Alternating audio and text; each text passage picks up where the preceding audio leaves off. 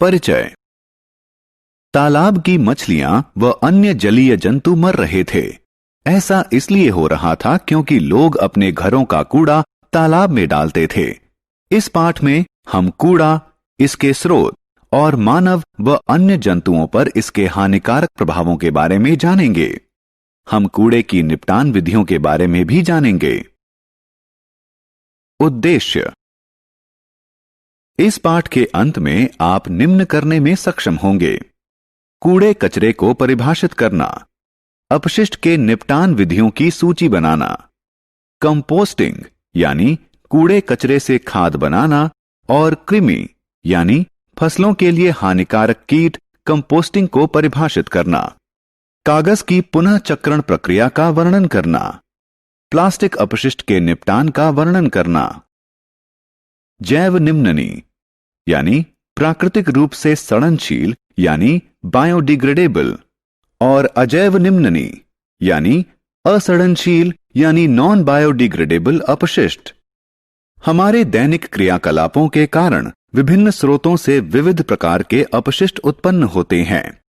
कूड़ा कचरा या अपशिष्ट वे चीजें होती हैं जो अनुपयोगी होती हैं। अनेक चीजों को कूड़ा कचरा माना जाता है। उदाहरण के लिए घरेलू कचरा, नालियों का कीचड़, उत्पादन गतिविधियों से निकला हुआ अपशिष्ट, पैकिंग सामग्री, बेकार कारें, पुराने टेलीविजन, बगीचे के अपशिष्ट, पेंट के पुराने डिब्बे इत्यादि। अपशिष्टों को दो श्रेणियों में बांटा गया है: एक बायोडिग्रेडेबल अपशिष्ट और दो नॉन बायोडिग्रेडेबल अपशिष्ट। सब्जियों और फलों का छिलका बायोडिग्रेडेबल अपशिष्ट है, जबकि प्लास्टिक, धातुएं और कांच नॉन बायोडिग्रेडेबल अपशिष्ट हैं। अपशिष्ट निपटान की विधियां। जब हम सब्जियों और फलों का छिलका छीलते हैं तो इसे कूड़ेदान यानी डस्टबिन में डालना आवश्यक होता है। इधर उधर लापरवाही से पड़ा हुआ इस प्रकार का कूड़ा कचरा कीटाणुओं के कारण होने वाली बीमारियां उत्पन्न करता है। आइए हम अपशिष्ट निपटान की विधियां देखें, जिनमें कंपोस्टिंग, कृमि कंपोस्टिंग और कागज का पुनः चक्रण शामिल हैं। कंपोस्ट, कूड़े कचरे से बनी खाद। कूड़ा कचरा ढोने वाली गाड़ी शहर से कूड़ा कचरा इकट्ठा करके खुली जगहों पर ले जाती है। इन खुली जगहों पर गहरे गड्ढे होते हैं, जिन्हें भराव क्षेत्र कहा जाता है। इन जगहों पर अपशिष्ट के उपयोगी व अनुपयोगी भागों को पृथक कर दिया जाता है। अनुपयोगी अपशिष्ट को इन जगहों पर डाल दिया जाता है और मिट्टी से ढक दिया जाता है। अपशिष्ट के उपयोगी भाग जैसे किचन का अपशिष्ट, फलों व सब्जियों का छिलका को भराव क्षेत्र के निकट गड्ढों में डाल दिया जाता है और मिट्टी से ढक दिया जाता है। कुछ समय बाद अपशिष्ट का उपयोगी भाग कंपोस्ट में बदल जाता है। पूर्ण रूप से अपघटित यानी विगलित होने के कारण इसका रंग काला हो जाता है और इसमें किसी प्रकार की दुर्गंध नहीं होती है। इस खाद का उपयोग पौधों में किया जाता है, जिससे पौधों की वृद्धि होती है।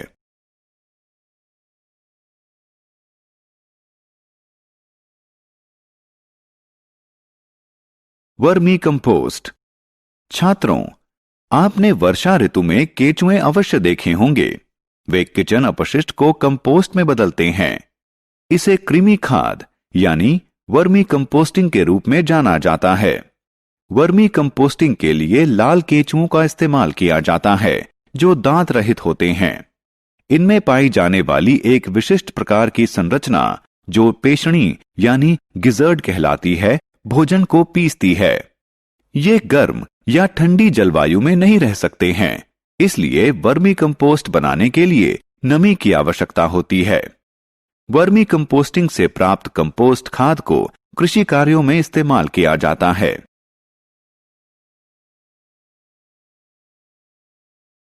कागज का पुनः चक्रण। अब हम कागज के पुनः चक्रण के बारे में सीखेंगे। कागज का पुनः चक्रण वह प्रक्रिया है जिसमें बेकार कागज से नए कागज का उत्पादन किया जाता है। कागज के पुनः चक्रण के लिए पुराने समाचार पत्रों, पुराने लिफाफों, पत्रिकाओं, पुरानी कॉपियों, अनुपयोगी कागज, एक टब और तार से बने हुए लकड़ी के फ्रेम यानी जाली फ्रेम की आवश्यकता है। समाचार पत्रों और बेकार कागज को 1 या 2 दिन तक पानी में भिगोएं। अतिरिक्त पानी निकाल दें। भीगे हुए कागज को कुचलकर पेस्ट यानी लुगदी बनाएं। उसके बाद टब में पानी व पेस्ट डालें और इसे हिलाएं। जाली फ्रेम को कटोरे में डुबाए रखें। उसके बाद फ्रेम को टब से धीरे धीरे निकालें और तुरंत इसे समस्तरीय स्थिति में लाएं। अब फ्रेम से पेस्ट की परत को अलग करें। पानी निकलने तक प्रतीक्षा करें। इस तरह हमारे पास पुनः चक्रित किया हुआ कागज है।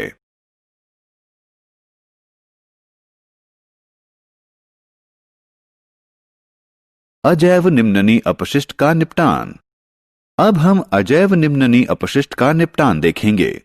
खिलौने, जूते, बैग, पेन, कंघा, टूथब्रश एवं बोतल प्लास्टिक व कांच से बने होते हैं।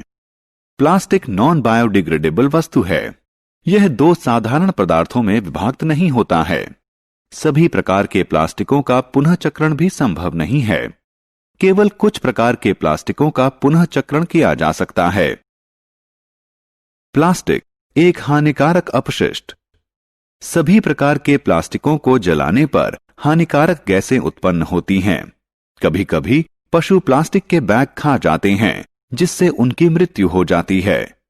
जो प्लास्टिक बैग हम सड़कों पर फेंक देते हैं, वे नालियों में जाकर उन्हें जाम कर देते हैं। इससे पानी नालियों से बाहर सड़कों पर भर जाता है और लोगों को अनेक कठिनाइयों का सामना करना पड़ता है। हमें प्लास्टिकों के निपटान के लिए निम्न विधियां अपनानी चाहिए। प्लास्टिक के बैग का इस्तेमाल बंद करें। जहां तक संभव हो इनका पुनः इस्तेमाल करें। कागज के बैग का इस्तेमाल करें। सूती या कपड़े के बैग का इस्तेमाल करें। प्लास्टिक के बैग का इस्तेमाल खाद्य सामग्री रखने के लिए नहीं किया जाना चाहिए।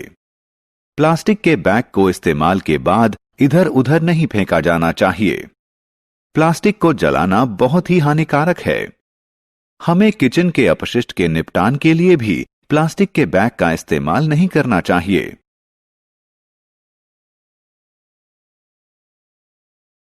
सारांश।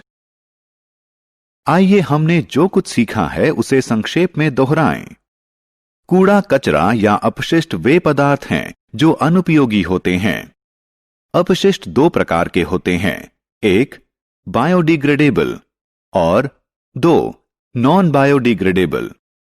अपशिष्ट निपटान की अनेक विधियां हैं, जैसे कंपोस्टिंग, वर्मी कंपोस्टिंग, कागज का पुनः चक्रण इत्यादि। फलों एवं सब्जियों का छिलका बायोडिग्रेडेबल अपशिष्ट हैं। प्लास्टिक नॉन बायोडिग्रेडेबल अपशिष्ट हैं।